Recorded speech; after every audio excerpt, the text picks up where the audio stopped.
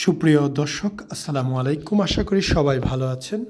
আমি শাকিল হোসেন বলছি, doctor Kamal hair and skin centre, Dhaka green road থেকে। আমাদের এই পেশেন্টের গত 1 মাস পূর্বে সামনের দিকে 2500 গ্রাফট হেয়ার ট্রান্সপ্লান্ট করা হয়েছে। এই হচ্ছে বর্তমানে একটি রেজাল্ট। 2 সপ্তাহ থেকে শুরু করে 6 মাস পর্যন্ত মাথার এই চুলগুলোর উপরিভাগ পড়ে যেতে পারে। পড়ে গিয়ে নতুন করে যে চুলটা গজাবে সেটা পার্মানেন্ট হয়ে থাকবে।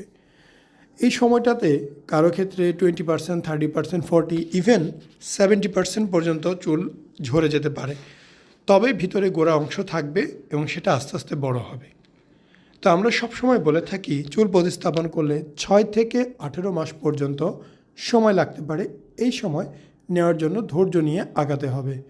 আপনারা যারা হেয়ার ট্রান্সপ্লান্ট বিষয়ে জানতে চান অথবা সরাসরি হেয়ার ট্রান্সপ্লান্ট দেখতে চান, অবশ্যই আমাদের ক্লিনিকে আসবেন। আসার পূর্বে আমাদের হোয়াটসঅ্যাপ নাম্বারে SMS করবেন, কবে আসতে চান, কখন আসতে চান, আমরা সময় বলে দিব। ঠিক ওই সময় আসবেন, ডক্টরের সাথে কথা বলতে পারবেন, হেয়ার ট্রান্সপ্লান্ট সরাসরি দেখতেও পারবেন। সবাই ভালো থাকবেন, সুস্থ থাকবেন। ধন্যবাদ।